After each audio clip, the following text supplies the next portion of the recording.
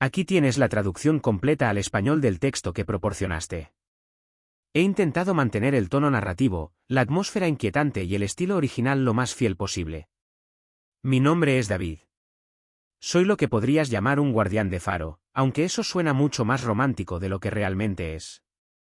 El gobierno dejó de contratar personal a tiempo completo hace años. Dijeron que los satélites y los sistemas automáticos nos habían vuelto obsoletos. Pero algunas torres están demasiado lejos. Son demasiado tercas o demasiado extrañas como para dejarlas sin vigilancia. Así que mantienen a unos pocos de nosotros, gente que no le importa el aislamiento, o a la que se le puede pagar lo suficiente como para fingir que no le importa. No crecí soñando con este tipo de trabajo. No dibujaba faros en la escuela ni escribía redacciones sobre el mar. Quería algo simple. Me gustaban las máquinas, el cableado, el trabajo de reparación. He tenido una docena de empleos a lo largo de los años, algunos legales, otros menos. Algunos contratos en alta mar, un año trabajando turnos de noche para una empresa de transporte de carga, otro como técnico para una flota pesquera que no hacía muchas preguntas. Me movía mucho, aceptaba lo que pagara. En realidad no me importa dónde vivo mientras el cheque llegue y nadie me moleste. Este trabajo paga más de lo que debería. Eso fue lo que me llamó la atención. Y necesitaba el dinero. Mis dientes han estado mal desde hace tiempo, y cuando las encías te duelen cada vez que comes algo frío, dejas de pensar en la dignidad. Aceptas lo que puedas. El puesto apareció a través de un contratista que no anuncia públicamente. Ni en línea, ni en papel. Lo consigues por boca a boca, trabajadores del puerto, veteranos, gente que sabe dónde mirar. La solicitud era corta. Sin referencias. Sin papeleo, solo coordenadas y una nota: mantener los sistemas. Mantener la luz operativa. Suministros entregados cada 2 semanas. Pensé que sería alguna estación meteorológica en alta mar o uno de esos antiguos sitios de la marina que nunca limpiaron. El viaje de ida duró 3 horas en un pequeño barco de suministros. Agua agitada, sin tierra a la vista después de los primeros 40 minutos. El tipo que me dejó no se presentó. Solo ayudó a descargar las cajas, señaló dónde se guardaban los alimentos. Me entregó un manual de una sola página y se fue sin mirar atrás. Le pregunté si alguien vendría a recogerme. No respondió. Ahora vivo aquí. La torre se alza sobre una isla rocosa. Poco más que una losa de piedra sobresaliendo del océano. Sin suelo. Sin árboles. Sin pájaros. Solo el faro, un muelle metálico para el barco y un cobertizo de suministros atornillado a la roca. Dentro de la torre hay 5 pisos: almacenamiento, generador, alojamiento, cubierta de vigilancia y la lámpara misma. Huele a sal y a cables viejos.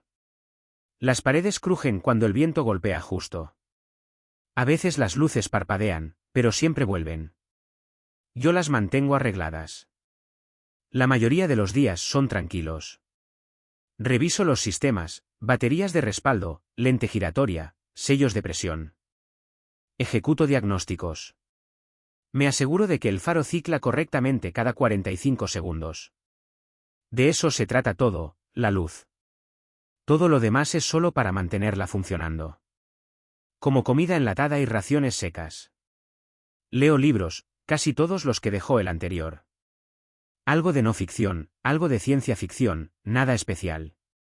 Hay una radio, pero solo capta informes meteorológicos y un canal de emergencia que ha estado en silencio todo el tiempo que llevo aquí. Mi teléfono no tiene señal. Ni siquiera un parpadeo. A veces me pregunto si se olvidaron de mí.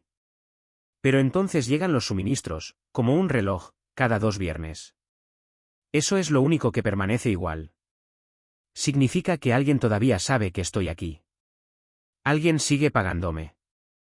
La única otra persona aquí es Joy. No pedí compañía. Cuando acepté el trabajo, esperaba estar solo. Esa era un poco la idea. Pero llegó unos días después de mí. No trabaja para el mismo contratista, al menos no oficialmente. Nadie me advirtió sobre él, y no hay registro suyo en el manual.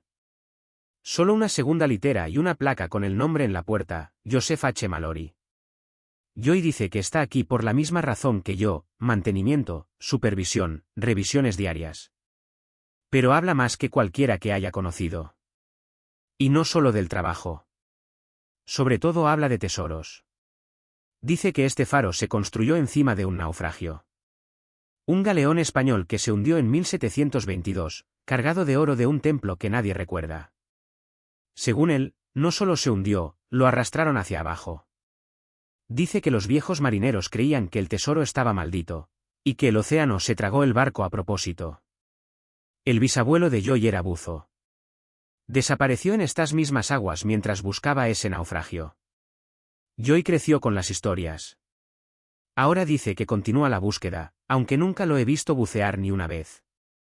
Lo que sí hace es quedarse despierto hasta tarde mirando lecturas de sonar y murmurando sobre coordenadas. Tiene pilas de cartas náuticas, libros antiguos y mapas fotocopiados pegados en las paredes de su habitación. La mayoría están marcados a mano con lápiz. Los mantiene en filas ordenadas, como si estuviera construyendo un caso. Habla como alguien de un viejo programa de radio. Dice cosas como por trueno y no se quedará abajo para siempre. La primera vez que lo oí decir maldito artefacto, me reí. Así es simplemente como habla. Dice que así sonaban los hombres antes. Dice que el mundo era mejor cuando la gente respetaba el mar y tenía mejor vocabulario. Oye, no puedo discutir eso. Lo extraño es que realmente ha leído mucho. No revistas científicas ni libros de historia, sino novelas. Moby Dick, 20.000 leguas de viaje submarino, La isla del tesoro. Las cita todo el tiempo. A veces pienso que cree que está dentro de una de ellas. Insiste en que el faro no se construyó solo para advertir a los barcos. Cree que es un sello, manteniendo algo abajo. Algo relacionado con el naufragio. Señala la ubicación, como las corrientes tiran en dos direcciones, como las brújulas no funcionan bien. Dice que los locales llaman a esta parte del océano la boca del mar. Lo busqué una vez. Es real. Los marineros evitan este tramo de agua. No hay explicación oficial, pero los barcos desaparecen aquí. No todo el tiempo, pero suficientes. El anterior dejó una lista de desapariciones registradas. Algunas se remontan a 100 años. El barco de suministros viene 2 veces al mes. Descargan cajas de comida, agua, combustible y una impresión de cualquier actualización del sistema. Nunca se quedan mucho. A veces saludo, pero no responden el saludo. Joy dice que tienen miedo del lugar. Yo pienso que solo están haciendo su trabajo. El faro mismo se construyó en 1903. Esa es la versión actual. Los documentos dicen que se construyeron 3 antes, uno cayó en una tormenta, otro se incendió, el tercero simplemente colapsó por la edad. Pero Joy dice que es mentira. Dice que hubo una torre original, la primera que se construyó aquí. Según él, no cayó. Desapareció. Dice que la base de esta se asienta justo encima del naufragio original. Que el oro todavía está allá abajo, encadenado por rituales del viejo mundo. Dice que la luz que mantenemos no es solo para los barcos. Mantiene la maldición sin extenderse. Joy cree en muchas cosas. Pero yo hago mi trabajo. Reviso los sistemas. Mantengo el faro funcionando. Cada 45 segundos, la luz gira. Eso es todo lo que tengo que preocuparme. Llevo suficiente tiempo aquí como para saber qué importa y qué no. Aquí afuera, nadie vendrá a ayudarte si la cagas. No hay plan de rescate, no hay equipo de respaldo, no hay segundas oportunidades. Solo océano en todas direcciones y un trabajo que no le importa cómo te sientas al respecto. Con el tiempo, encontré una forma de mantenerme cuerdo y vivo. Empecé a tener mis propias reglas. Aquí está la primera. Regla 1, siempre revisar las luces y los sonares. Esa fue la primera regla que se me ocurrió cuando tomé este trabajo. No tardé mucho en darme cuenta de que era lo más importante. Si dejas que las luces fallen o que los sonares se queden atrás, no estás haciendo tu trabajo. Y aquí afuera, eso es todo lo que tienes, tu trabajo y tus hábitos.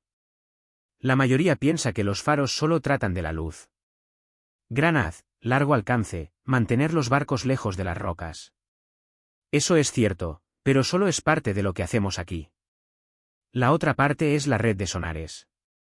Ese sistema es igual de importante, y tal vez más. Registra que se mueve allá abajo. El sonar se instaló en los años 80. Hubo una racha de desapariciones en esta región. Algunos eran barcos de carga comerciales, otros embarcaciones privadas. Las explicaciones no cuadraban. El clima no siempre era malo. Las rutas eran conocidas. La mayoría de las veces, no se encontraba ningún resto. Al principio salieron las excusas habituales. Mala navegación. Error humano. Equipo viejo. Más tarde dijeron que podría ser interferencia magnética. Algo en este tramo de océano hace que las brújulas se desvíen y las radios se corten. Pero esos problemas no explicaban lo que empezó a pasar en 1986. Ese año, todas las estaciones de sonar en un radio de 10 millas captaron algo al mismo tiempo. La señal venía de lo profundo de la fosa, cerca de la base del borde. Fueron 3 pulsos, baja frecuencia, lentos y constantes. No era un canto de ballena ni alguna maquinaria. Venía directamente de abajo. Los ingenieros asumieron que era una falla técnica. Revisaron el equipo, hicieron diagnósticos, sacaron registros. Todo salió limpio. Las marcas de tiempo coincidían en varias estaciones. La señal ocurrió. No sabían qué la causó, pero era real. Después de eso, hicieron mejoras. Añadieron redundancia a la red de sonares, mejoraron la sensibilidad y duplicaron la fuente de energía. Unos años después, ocurrió una versión del mismo evento otra vez, y de nuevo no se explicó. Fue cuando cambiaron el protocolo para los nuevos guardianes. Ahora todos reciben la misma advertencia al tomar el trabajo. Mantengan las luces encendidas. Mantengan los sonares limpios. No miren demasiado tiempo cuando la pantalla se quede en blanco. El sistema de luz es directo. La lente principal es vieja pero confiable. Gira con un motor temporizado y emite un haz cada 45 segundos. Ese haz llega a millas sobre el agua. Tu trabajo es asegurarte de que siga así. Eso significa revisar el motor, limpiar la lente, cambiar bombillas y probar el generador de respaldo. Si la luz se apaga, no hay red de seguridad. La red de sonares está en el segundo piso. Hay 4 monitores conectados a una sola interfaz. Un teclado, un panel de interruptores y un banco de energía que funciona con el generador principal y una celda secundaria. Los escaneos corren cada 6 horas a menos que se activen manualmente. Cuando corren, el software compara lo que hay afuera con el último escaneo limpio. Cualquier cosa que se mueva, crezca o suba se marca. Si aparece algo que no estaba antes, haces una nota. Eso es todo.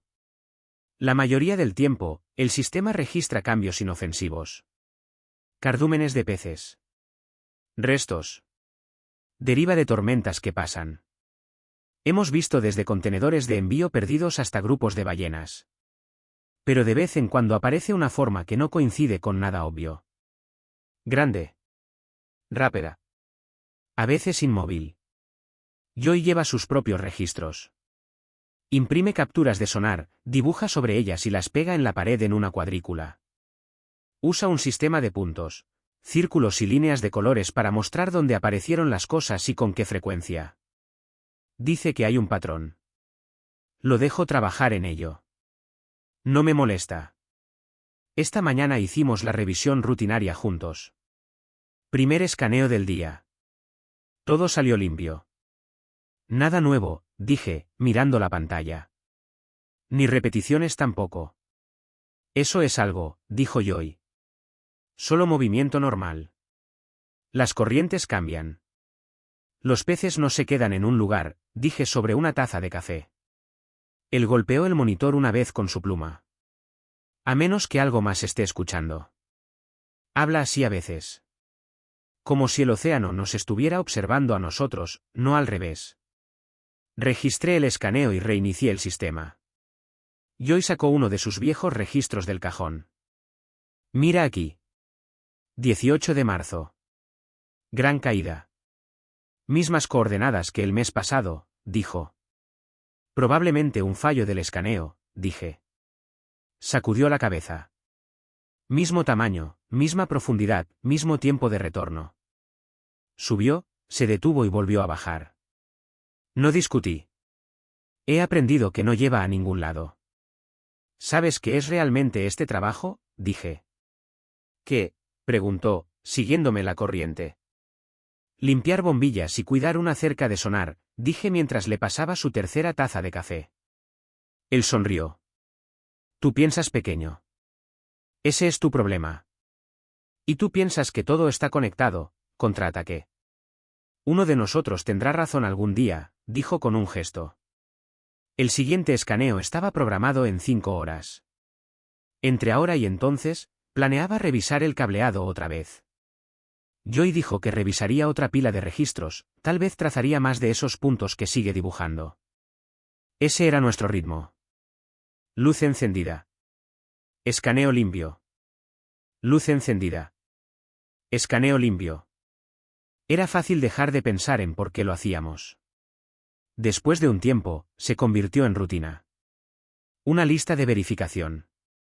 Niveles de energía, inspección de bombillas, fuerza de señal, carga de batería. Pero de vez en cuando, recordaba lo que dijo el hombre cuando llegué por primera vez, el que me dejó en el barco de suministros. No explicó mucho. Solo me dio el manual, señaló la torre y dijo algo en voz baja como si fuera parte del trabajo. Mantengan las luces encendidas. Mantengan los sonares limpios. No miren demasiado tiempo cuando la pantalla se quede en blanco. Aún no he visto la pantalla quedarse en blanco. Pero la reviso 2 veces cada turno, por si acaso. Esa era la regla 1.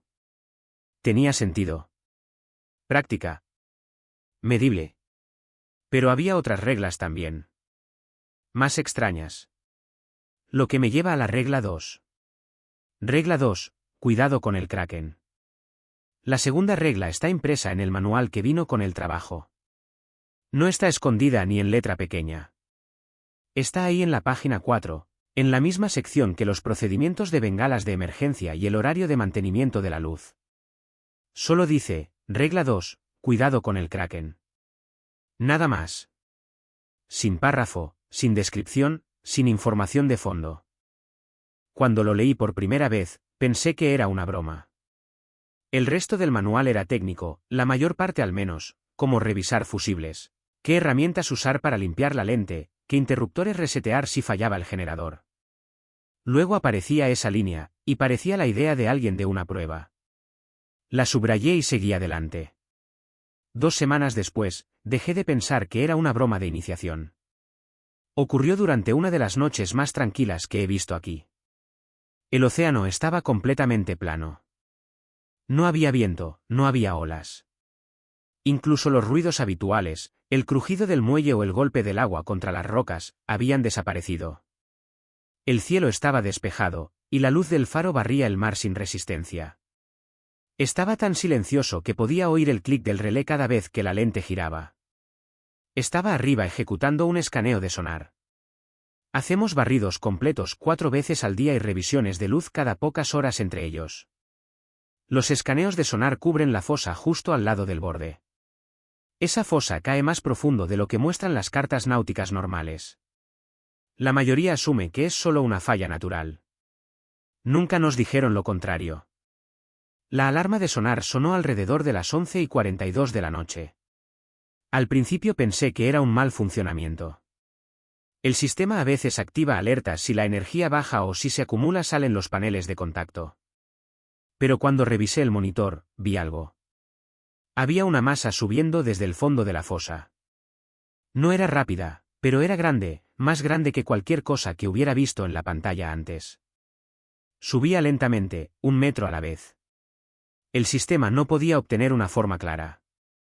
Solo llenaba la pantalla con un objeto denso y móvil demasiado grande para definirlo. Llamé a Joy arriba. Ya venía en camino.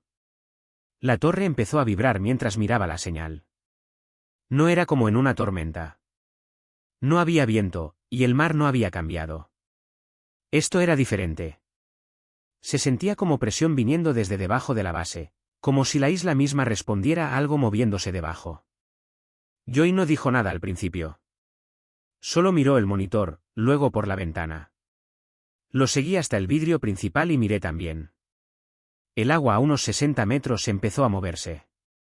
Se formó un bulto en la superficie, y luego algo grueso y oscuro empezó a subir. Un tentáculo salió del agua. Era negro, o tal vez solo muy oscuro. Había grandes ventosas blancas a lo largo de la parte inferior, cada una del tamaño de un plato de cena. Algunas estaban cubiertas de percebes o crecimiento marino. El tentáculo se extendió y se arrastró sobre las rocas en el borde de la isla. Luego se curvó parcialmente alrededor de la base del faro. El metal gimió al hacer contacto. Podía sentirlo bajo mis botas. La estructura no se movió mucho, pero se desplazó lo suficiente para recordarme que no estábamos parados en nada sólido. Solo concreto atornillado a una plataforma rocosa que probablemente no debería soportar tanto peso. Ninguno de los dos dijo nada por un rato. Observamos mientras el tentáculo se quedó allí casi un minuto completo. No se apretó. No tiró. Solo descansó, como probando algo. El agua alrededor también había cambiado. Ya no era clara. Se había vuelto turbia y oscura, no como agua de tormenta sino más como aceite o lodo. Cuando el tentáculo se deslizó de vuelta al océano, dejó atrás ese mismo líquido oscuro flotando en la superficie. Marqué la hora en el libro de registro, pero mi mano temblaba. Miré la página mucho tiempo antes de escribir algo. Después de un minuto, cerré el libro y me volví hacia Joy. ¿Qué demonios fue eso?, pregunté. Mi voz salió más baja de lo que pretendía. No respondió de inmediato. Solo se quedó allí en la ventana, brazos cruzados, viendo cómo se desvanecían las últimas ondas. Luego se giró, se acercó y me dio una palmada en la espalda como si acabáramos de arreglar una tubería o tapar una fuga. Eso fue un kraken, muchacho, dijo, sonriendo como si hubiera esperado toda su vida para decirlo. Lo dijo como si fuera obvio. Como si el nombre lo explicara todo.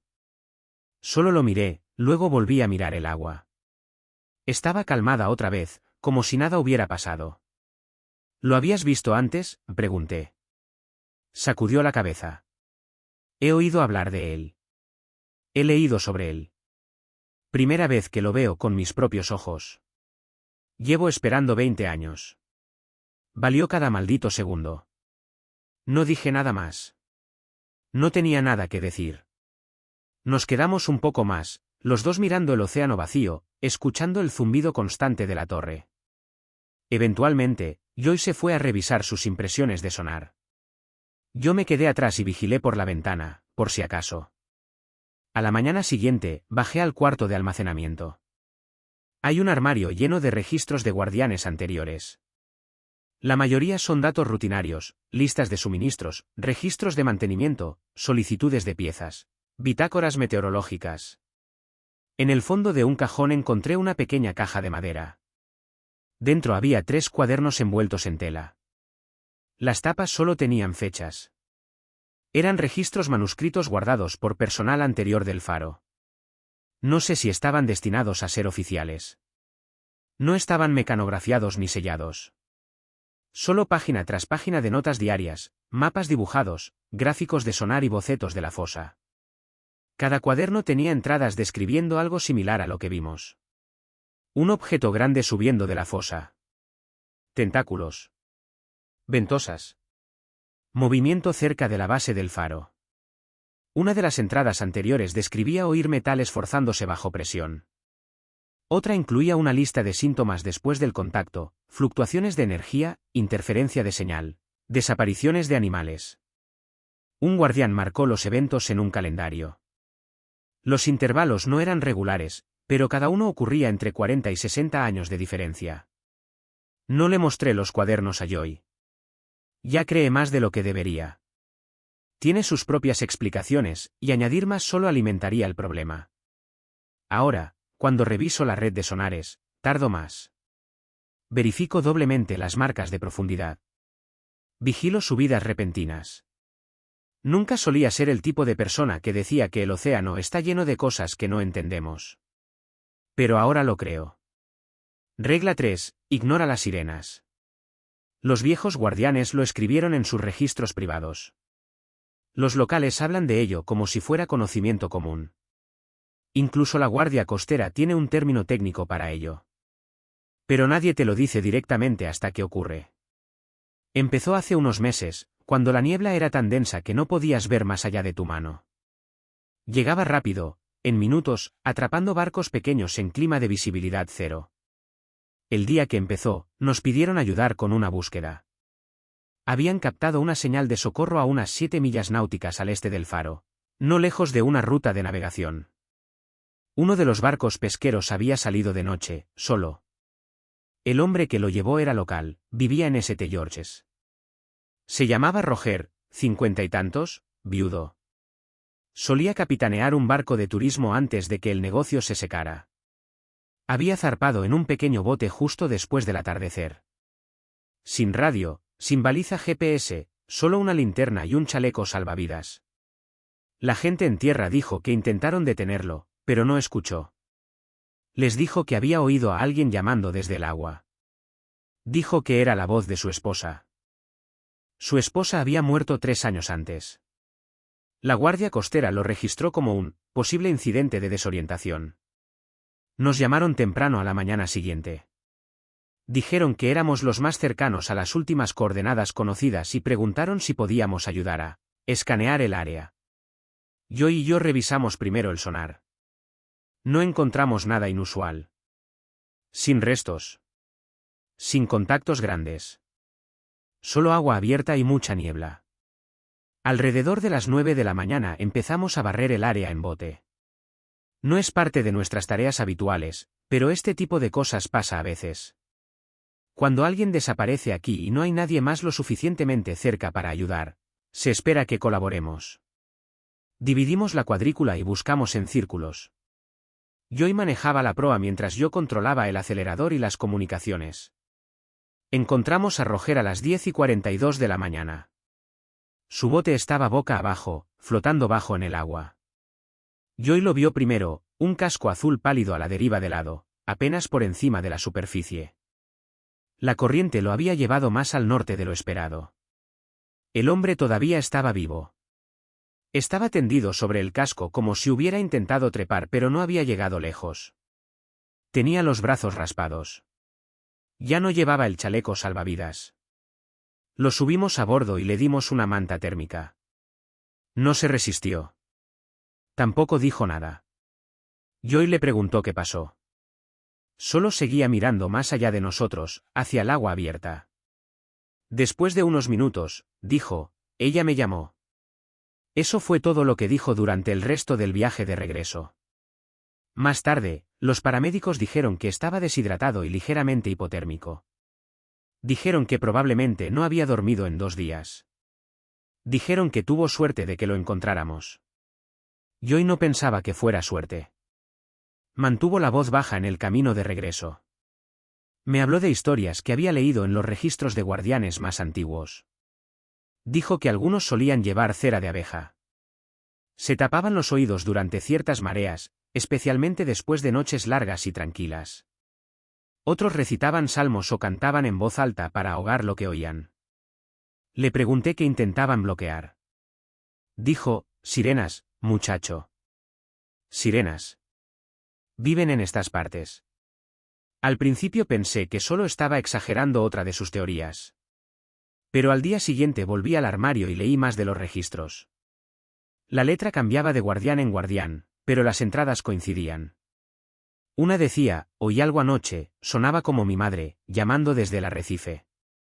Otra escribió, no respondas. No hables. No te gires hacia ello.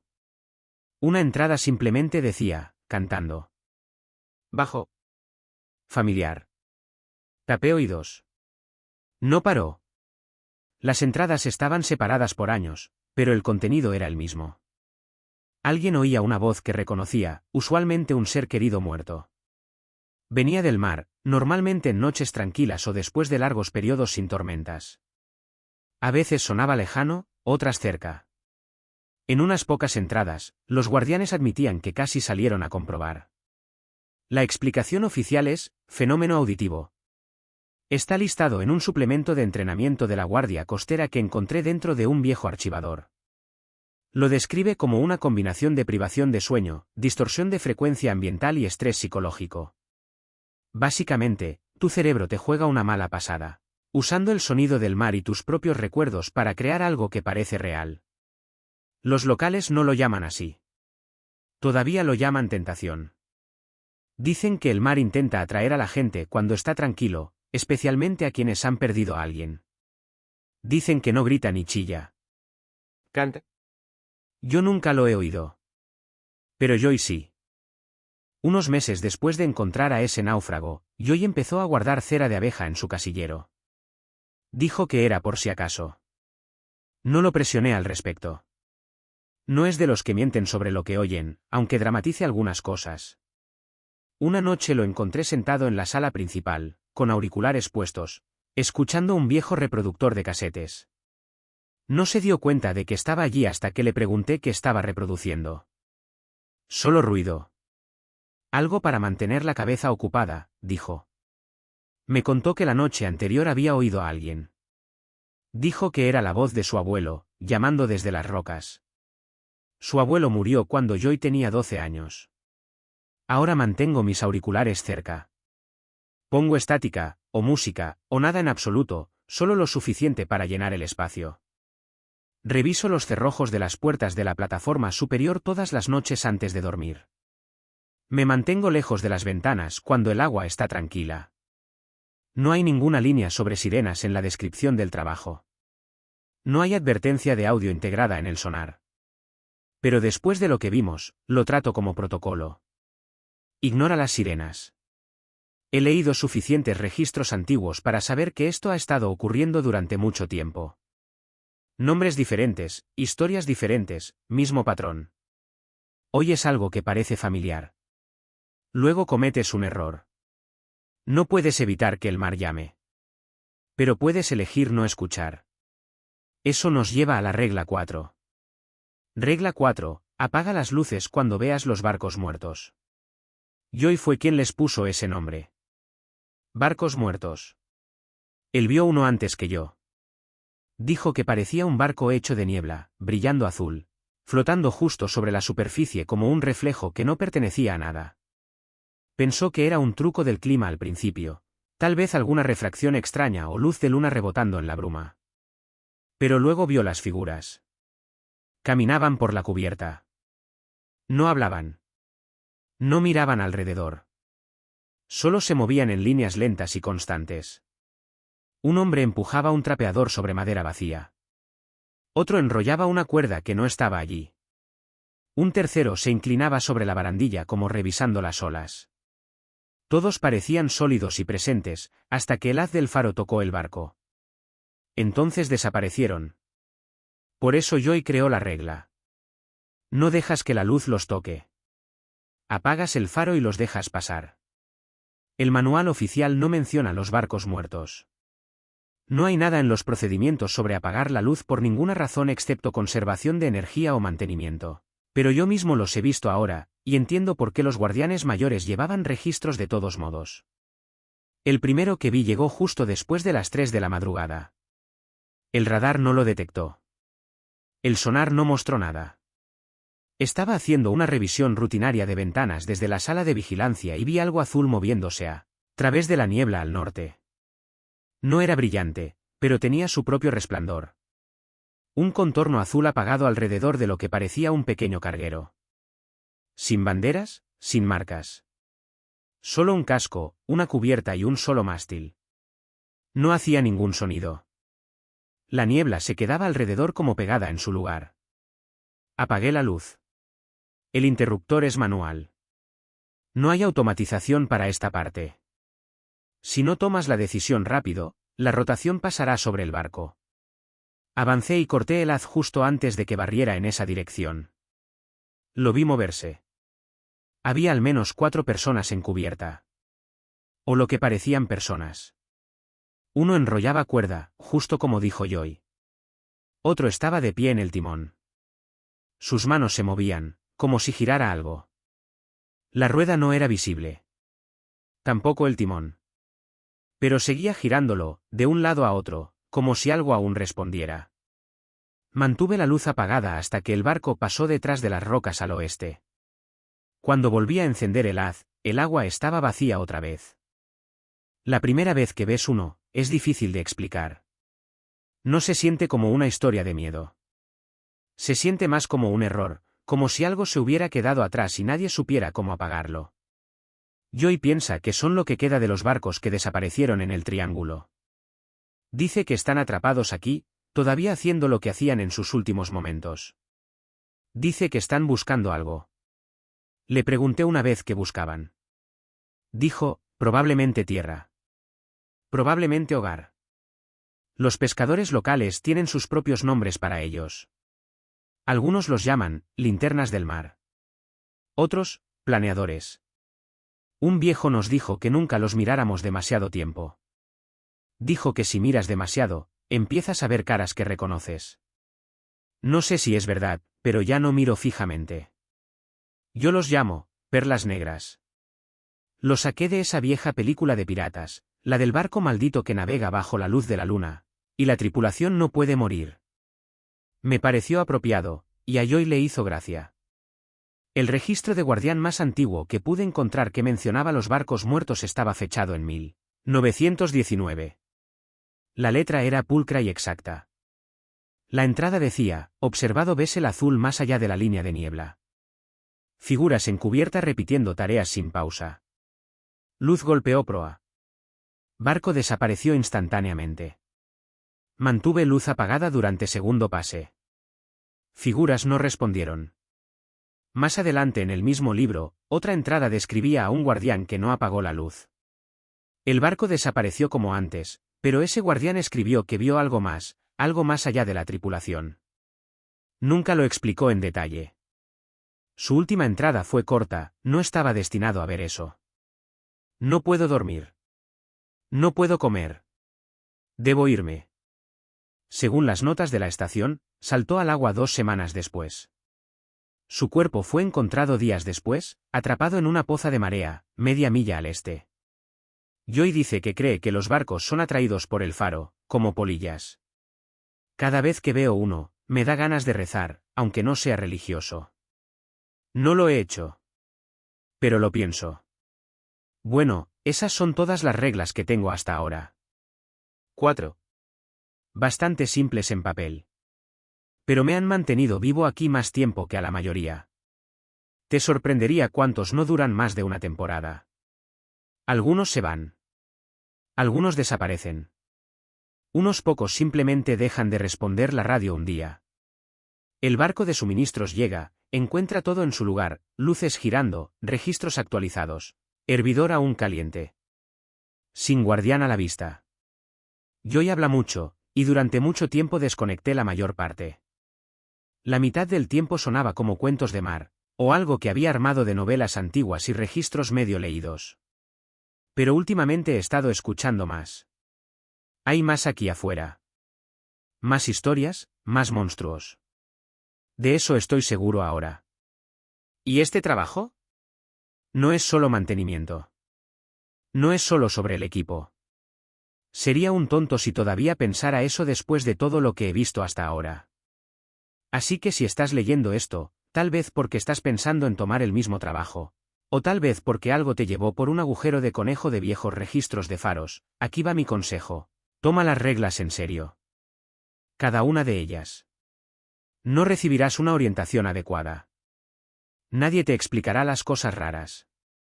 La mayoría ni siquiera sabe para qué sirve realmente este faro. Pero si eres del tipo que no le importa las noches tranquilas, las lecturas extrañas y la sensación de que algo te observa justo fuera de la vista, podríamos usar la ayuda. Y si terminas estacionado aquí algún día, yo y yo tendremos unas cuantas historias más para ti.